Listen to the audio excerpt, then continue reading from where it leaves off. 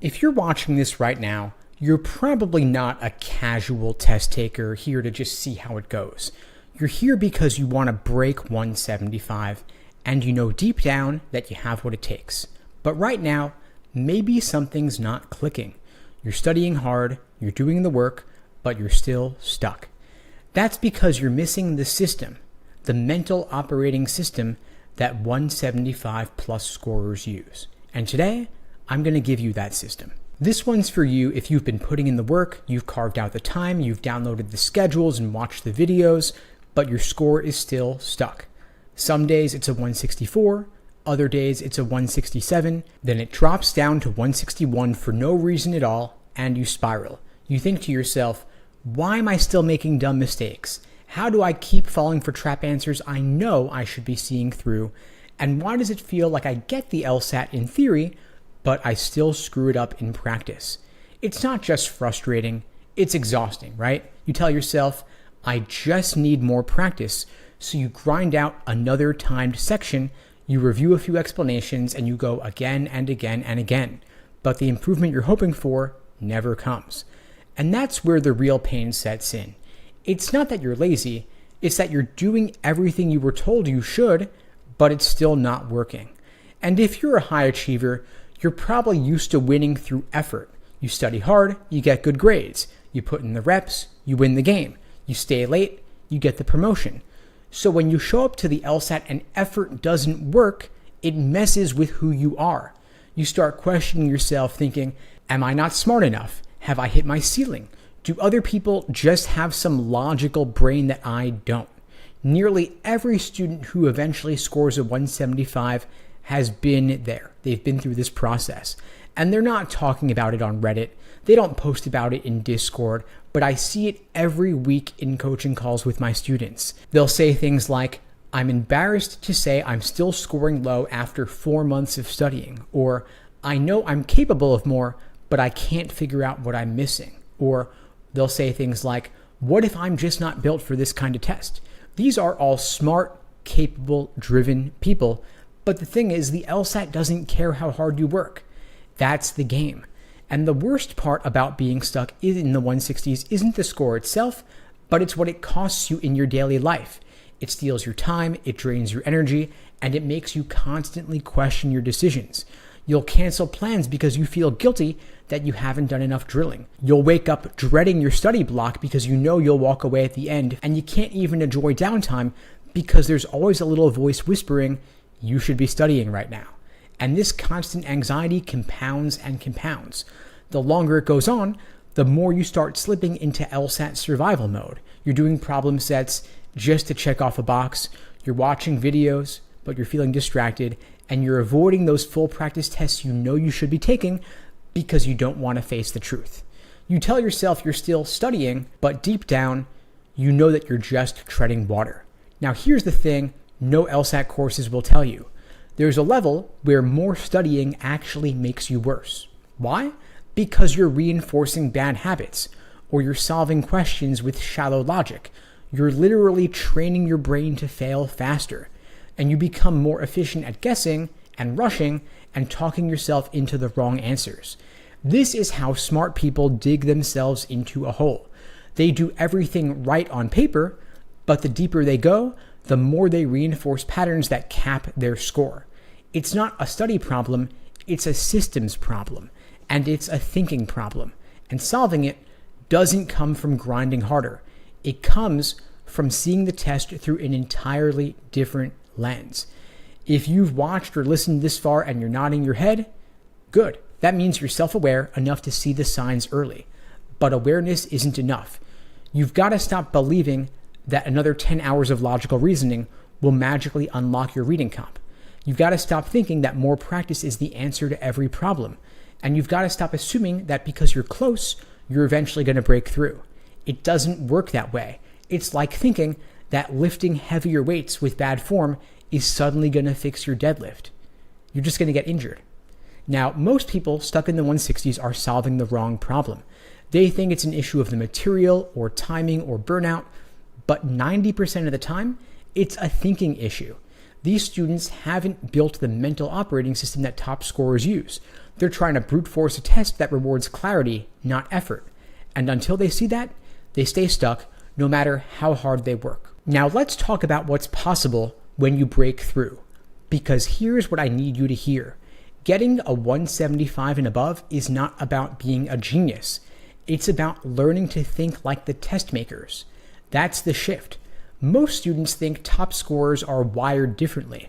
They'll say things like, they must be naturally good at this, or their brains just work that way, or I'm not a logic person, so I'll never get there. But after coaching thousands of students, I can tell you that is 100% false. The real difference between a 163 and a 175 isn't raw intelligence. It's how they approach the test. Top scorers reverse engineer the test. They ask themselves, why did the test makers write it this way? They don't just look for the right answer, they study the trap. They ask themselves, what assumption did they expect me to make? How did they word this wrong answer to make it look right? Or what was the trick baked into this question? They're not taking a test, they're breaking a code. They study the LSAT like a puzzle created to fool smart people because that's exactly what it's designed to do. Top scorers also don't memorize question types, but instead, they master thinking patterns. They're not memorizing the names of flaws or indicator words or step-by-step formulas. Top scorers skip all of that. Instead, they train their intuition. They don't say, this is a necessary assumption question. They say, the gap here is subtle. They want me to miss the dependency between cause and effect. What are they hiding here? That is the difference between recognizing patterns and relying on labels. Labels are for beginners, but patterns are for masters. Top scorers also use every question they miss as a training tool, not as a shame trigger, because average scorers, they get an answer wrong and they feel bad. Top scorers instead get curious, because every mistake becomes a data point. It becomes a clue. They're tracking what kind of thinking error led to that miss. Did I misread? Was I overconfident? Did I fall for attempting wrong answer? And they don't move on until they know exactly what they're missing and how to prevent that mistake next time around. Top scorers also don't just want to get that question right, but they want total control over the exam. That's what separates the good from the elite. A 165 scorer just wants to get through the section and get most of the questions right. But a 175 scorer wants to predict the trap before they even read the choices. They want to articulate why every wrong answer is wrong, and they want to recognize the flaws instantly, even when they're disguised. It's not about luck anymore for them, it's about mastery. Now, if you train like a 175 scorer, you're thinking deeper, you're reviewing harder, and you're studying the test makers, not the test, you can get there. I've seen it happen over and over again. You don't have to have a 4.0 GPA, have a major in philosophy, or be naturally good at logic. You've just got to stop studying like a test taker and start training like an athlete. And when you make that shift, your confidence skyrockets, your anxiety fades, your score stabilizes, your prep time becomes more efficient, and you become the kind of person who scores a 175 plus. And getting that score doesn't just change your admissions outcomes, it changes your entire life trajectory. We're talking full tuition scholarships, T14 law school acceptances, and the freedom to choose where you go, not based just on what you can afford. And it gives you a level of confidence that you carry into law school and beyond. The day that you stop treating the LSAT like just another test and you start treating it like a total mental transformation, that's the day everything starts to click. Now, it's easy to hear a promise and think to yourself, okay, that sounds great, but does it actually work? So let me show you the receipts. And these aren't theories. These are real people, smart, motivated, but they were stuck. And they completely rewired how they think about the LSAT. And they unlocked the kind of scores that most students only dream about. Not by grinding harder, not by hoping for a better test day, but by changing how they think. If you join our programs, your results may vary. But with that being said, let's get into it. First is Jess. She was plateauing for 7 months and eventually ended up with a 177. She came to me after 7 months of plateau, and she'd done everything you're supposed to do. She read the Bibles, took 2 different online courses, she used every free resource that she could find, and her scores were hovering between 162 and 167 no matter how much she studied. When we first spoke, she said, I'm doing everything right, but I don't know what else to try at this point. So here's what we did. We didn't change how much she studied, we changed how she studied. She was reviewing questions by asking herself, why is A right? And then moving on. So we flipped it. Instead, we had her ask, what was tempting about my wrong choice? What flaw in the reasoning did I miss? And what misread or assumption led me to eliminate the right answer? We built her a flaw tracker, not some generic checklist. She created her own custom categories in her language. For example, this question punishes overconfidence in correlation equaling causation. Or, this choice baits me with emotionally appealing language. Suddenly, she wasn't reacting to the LSAT anymore, she was reading its mind. In 6 weeks, she went from a frustrated 165 to a calm, locked-in 177. Another example is Kevin. His diagnostic was a 160, but he was aiming for 170. He was a smart guy, had a strong work ethic, but after months of studying, he plateaued at a 164 to 166 range. His biggest issue was reading comprehension. He hated it, avoided it, he said it felt random, so he stripped it down. Most students make the mistake of reading passages like they're in school. They're highlighting keywords, they're getting the gist of it, hoping they remember the details. But that's useless at the level of the LSAT. So we rebuilt Kevin's approach from the ground up. We had him label every paragraph with main point, support, counterpoint, or rebuttal, and he treated each passage like it was a legal document. He dissected the structure, tracked the argument, and ignored all the fluff. Instead of asking, what did I just read? He asked, what job does this paragraph do for the overall argument? He stopped skimming and started diagnosing. And most importantly, he didn't just improve, he felt in control. His final score was a 173. And he went from hating reading comp to getting all 4 passages done with 3 to 4 minutes to spare. Now, another story is from David. David was your classic high achiever, went to an Ivy League for undergrad, had a 3.8 GPA, but when it came to the LSAT, he was stuck at a 161.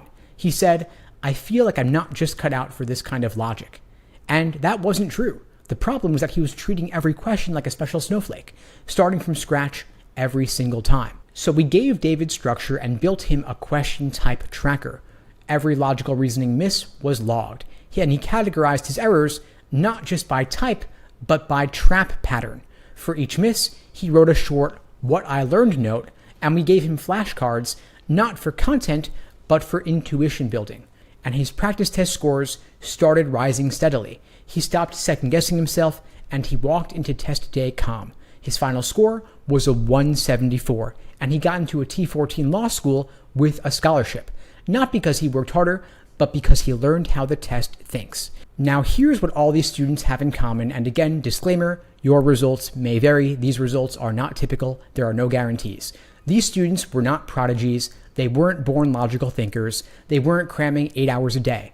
They just stopped doing what everyone else was doing, and they started training like high performers. They reviewed their thinking, not just their answers.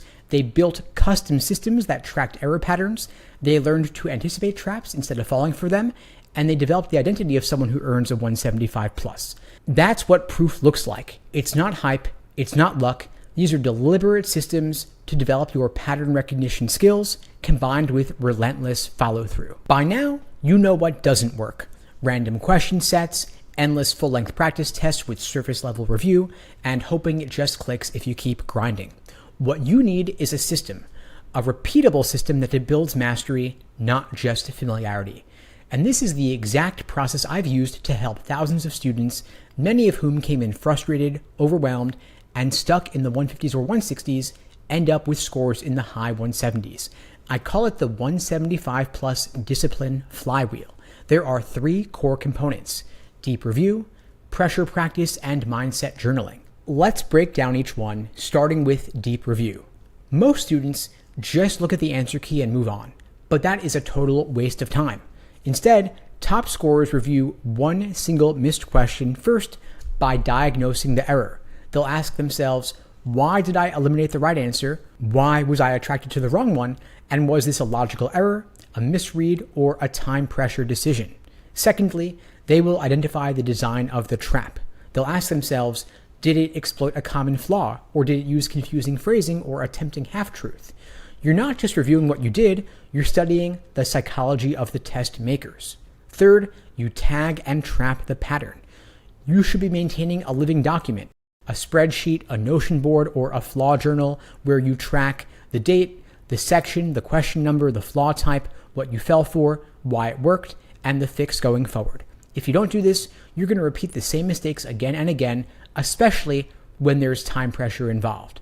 Secondly, we implement pressure practice. And this is not about doing just more sections. It's about controlled exposure to time pressure combined with fatigue and distractions. Why? Because that's what breaks people on test day. Not logic gaps, but mental slippage. Here's the progression. First, you do isolated timed drills. You pick 5 questions of the same type, like weekend for example. You set a strict time limit and you review deeply afterwards, because you're training your brain to recognize patterns at speed, not just survive. Second, stage 2, we implement mixed drills where we're blending different question types while maintaining strict timing. Then you want to track which types consistently break you when you're under pressure. Stage 3, we do section reps with reflection afterwards.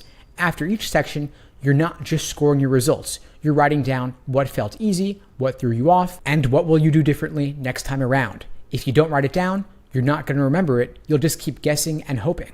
Then stage 4, full practice tests simulating test day conditions. Strict timing, 2 sections back to back, 10-minute break, 2 more sections, and that's the exam. No checking your phone, no getting snacks, no going to the bathroom except for the break. And this idea here is that you're building up your test day resilience, not just testing your knowledge. And third, we're talking about mindset journaling. And I know that sounds soft, but it's not. This is how you engineer your decision-making patterns. Every high scorer I've worked with has some version of this, whether it's formal or more instinctual. Here's what you want to do. After every study session or test section, you write down what worked well, what distracted you, where did you second guess yourself and why, and what were you feeling when you got X question wrong. This is not to journal your feelings, you're journaling your cognition. Because the LSAT doesn't just test logic, it tests your emotional control under pressure. By reflecting, you start seeing when you rush, when you overthink, when you guess too early, and when you mistrust your instinct, and when you shouldn't. You catch your own thought loops before they sabotage you on test day. Now, let's zoom out. What happens when you implement this system for even just 4 to 6 weeks? You stop repeating mistakes, you start IDing patterns instantly, you get total clarity on why you miss what you miss, you make smarter decisions under time pressure, you trust your instincts because they're trained, not guessed, and you feel in control of the test, not scared of it. Now, you might be thinking, what happens if you miss a day or maybe 2 days? And you will. Life happens, that's okay. The key is not to catch up. You just resume the next study block with no guilt, no punishment. You just get back into the system. It's about long-term mastery, not daily perfection. Now let's talk about the LSAT plateau.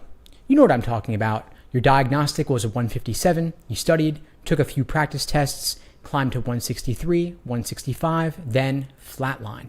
You hit 166 5 times in a row. Maybe you crack 168 once, then you drop back down. You review, adjust, study harder, but your score won't budge. So now you're asking, am I capped out? Is this my max? Have I hit my limit? And here's the part that hurts. You're still working just as hard, but you're seeing diminishing returns. That's where most students quit or they burn out. Not because they're lazy, but because they think they've reached their ceiling. Now, let me tell you something I wish more people said out loud. Most LSAT plateaus are lies. A plateau is not your limit. It's just the boundary of your current approach. It's your system saying, you've extracted all the improvement possible from what you're currently doing. Now, you need to think differently. If you keep using the same tools, same review habits, same drills, you're just polishing the same glass ceiling. You don't need more practice, you need a new mental operating system. Now, there are 5 core reasons most smart students hit a wall. The first is pattern blindness. You're still treating every question like it's brand new. You haven't yet built the mental catalog of flaws, trap designs, and argument structures that let top scorers instantly see what's happening. If you plateau, it means there's no pattern recognition, hence the mental fatigue. The second reason is sloppy review habits. You're reviewing to get better, not to feel better. You check answers, skim explanations, and tell yourself, oh yeah, that makes sense, and you move on, but you're not internalizing anything. The third big reason is there's no feedback loop. You're doing practice tests and drills, but you're not tracking your thinking errors, so you keep falling for the same traps without realizing it. The fourth big reason is speed obsession. You're trying to shave off 5 seconds from your pacing before you've mastered the reasoning, so you're just rushing through flawed logic faster. Now, the fifth big reason is what I call an identity mismatch. You still think of yourself as someone who's trying to hit 170 instead of training like someone who earns a 175. And that mindset bleeds into every study session. You go in hesitant, reactive, hopeful instead of surgical. Now, the good news is a plateau is actually a sign that you're close, really close, but you've got to stop hammering in the same spot and start upgrading your system. The first big shift is from volume to precision. No more taking random full practice tests. No more, I'll just do 10 more passages. Instead, you drill the exact question types and flaw patterns that expose you. That's what top scorers do, and that's why their study time is 10 times more efficient. The second big shift is from scoring to diagnosing. Instead of asking, how did I score? Start asking, what exact reasoning error cost me points? And what did I think was happening in that question, and how was I wrong? You've got to treat every wrong answer like an opportunity to learn something new. So the third big shift is from student to strategist. When you see a new question, don't just solve it. Ask yourself, what's the structure? What are they trying to manipulate me into believing? And which answer is designed to look tempting, but will collapse under strict scrutiny? If you can't do it yet, that's fine, but now you know what to train toward. Now let's go back to my student Kevin from earlier. He was stuck at a 165 for 5 weeks. He thought it was a reading speed issue and kept trying to go faster with more passages, more practice tests, but he was still stuck. Now here's what actually worked for him. He started labeling every paragraph in reading comp like a legal outline. He stopped highlighting, stopped summarizing, and started reading only for structure. He tracked how each paragraph advanced or attacked the thesis of the argument and wrote down his reading comp mindset before and after each passage. Within 2 weeks, he started seeing the questions differently. He didn't feel faster, but his accuracy jumped. Final score, 173. That's what breaks a plateau. Not hope, not more hours, but upgraded thinking combined with structured feedback and identity level focus. Now, the pain of the plateau is real, but the plateau itself is fake. It's the LSAT telling you that you've gotten as far as you can with your current habits. If you want to go further, you've got to start thinking like a 175 scorer. It's not about grinding harder, it's about leveling up your mental game on purpose. Now let's talk about the one thing that changes everything. It's not your reading comp strategy, it's not your logical reasoning drills, I'm talking about your identity. Because the students who score 175 and above, they were already thinking like 175 scores before they saw it on their score report. They don't say, I hope I can improve. They say, I'm training to think like the person this test was written for. That's the mindset. They don't wish for confidence, they build it by attacking their weak points, drilling with intention, and refusing to let a single mistake slide without learning from it. They don't need motivation hacks. They're obsessed with leaving nothing on the table. They don't trust raw talent. They don't rely on feeling good during a section. They trust their mistake journal, their pattern tracker, their review systems, their tested reading comp structure breakdown approach, and their repeated exposure to the same logic traps until they're immune. They're showing up like athletes, not like they're just good test takers, but they are operators. They don't look at a tough question and spiral. They pause and they ask themselves, what is the LSAT trying to make me believe here, and why? They stay calm when things go sideways. They've trained for that. The mental loop most people fall into, second guessing, rushing, panicking, doesn't happen for them anymore because they've practiced recovering from it hundreds of times. This is the same test you're taking, but they just trained differently. Now, most students walk into the LSAT hoping to avoid disaster, but elite scorers walk in ready to dominate. They've run every drill, they've tracked every error pattern, and they've tested every timing variation. Their brain isn't guessing, it's executing. They don't just hope they're going to recognize the flaw, they know what kind of traps show up in logical reasoning. They've seen this before. They're prepared for it. Confidence comes from proof of work. Most students define success as, I hope I get a good score. But elite scorers define success as, I want to train so well that even on my worst day, I'm beating most people's best day. They're not trying to avoid making stupid mistakes. They're building their lowest performance to still be a 170 and above. They're not chasing perfection. They're building consistency. They know that true mastery is boring. Putting in the reps, reviewing, writing down the same mental error 5 times till it sticks. And they love that. Boring is good because they know what's on the other side. Full ride scholarships, options instead of desperation, a law school experience free from financial pressure, and a career path they chose, not one they're just settling for. If you want a 175 and above, stop acting like a student and start acting like an operator. A student asks, how many hours should I study per day, per week, what have you? An operator asks, what system am I using to engineer my score increase and where is the bottleneck? A student asks, what should I do next? An operator asks, what is the highest leverage next move to eliminate this pattern in mistakes once and for all? That's the level we're playing at now. You don't get to the top 1% by doing what everyone else does. You get there by thinking in systems, executing with intention, and reviewing with brutal honesty. And the moment you make that shift from trying to get a high score to becoming the kind of person who earns one, everything changes. So if you're still asking, what should I do next? That tells me one thing. You're still thinking like a student. Instead, I want you to start thinking like a 175 plus scorer. You want to build the systems, track the patterns, and start studying your own brain. And when you finally stop trying to get better and start becoming unrecognizable to who you were 30 points ago, that's when the score jumps. That's it right there.